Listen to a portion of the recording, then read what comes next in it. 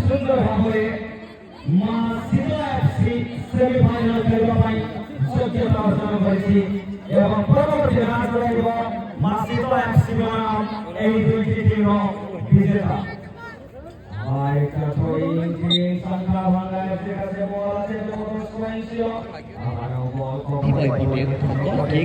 team संख्या भंग तरफ गोलकीपर बाबू कहवाई चाहिए हल्का पास छोटे छोटे पास माध्यम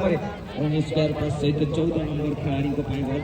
19 सुजोग है पर 16 नंबर को पाए राइट आउट खिलाड़ी ओ